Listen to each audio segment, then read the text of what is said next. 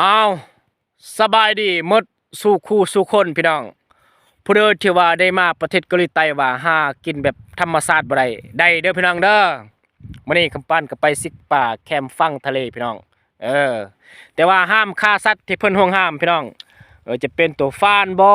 ตัวหมูบ่ตัวกวางบ่แต่ห้ามฆ่าให้เพิ่นเห็นนี่พี่น้องเพิ่นจับเพิ่นปรับใหม่แน่นอนพี่น้องเนาะผู้เด้อที่ว่าอยากกินผักเนาะแบบธรรมชาติ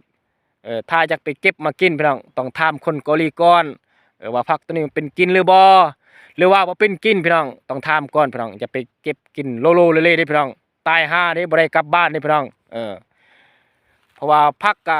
มีหลายแต่ว่ามันบ่คือผักบ้านเฮาพี่น้องเนาะช่วงนี้มันบ่ค่อยได้ป่งปานใดพี่น้องเพราะว่ามันถึกหิมะมันตายเมิดพี่น้องเห็นบ่นี่มันกำลังป่งใหม่พี่น้องอากาศเกาหลีใต้มันอากาศหลายใจพี่น้องชั่วโมงนี้หนาวชั่วโมงนี้ร้อนชั่วโมงนี้ฝนตกพี่น้องโอ้ยมีหลากหลายแนวให้เห็นเว้ยมันหลายใจขนาดพี่น้องจักหน่อยร้อนจักหน่อยหนาวแหละอย่างต่างๆปนกันไปพี่น้องมื้อนี้กำปานก็จะไปซิกเบ็ดพี่น้องเนาะแต่ว่าป่าหลายพี่น้องจักป่าเฮาบ่เคยเห็นก็เคยเห็นอยู่นี่เลยพี่น้องเพชรป่าน่ะแต่มื้อนี้กำปานไฟฟันว่าอย่างน้อยก็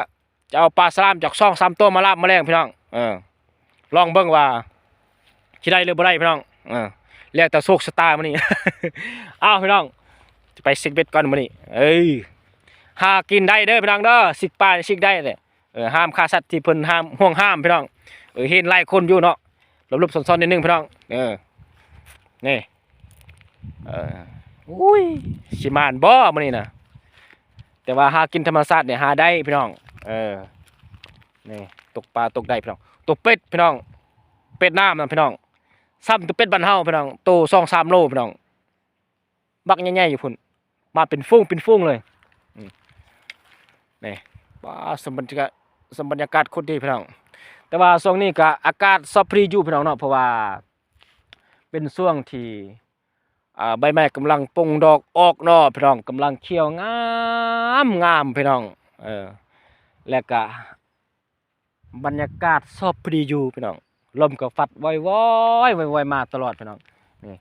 แต่มื้อนี้บ่ฮู้ว่าสิปลามันสิได้หรือบ่มื้อนี้เนาะปลาสลามหั่นน่ะ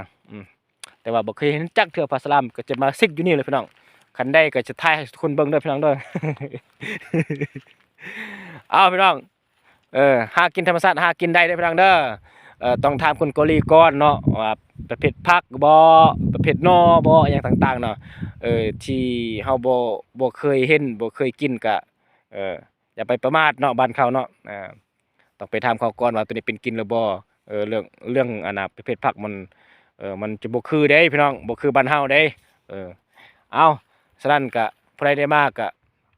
เรามาซิกเบ็ดเบิ่งพี่น้องเด้อผู้ใดอยากกินปลาสลามพี่น้องธรรมชาติก็โคตรงามพี่น้องนี่มื้อนี้ก็มาสัมผัสธรรมชาติ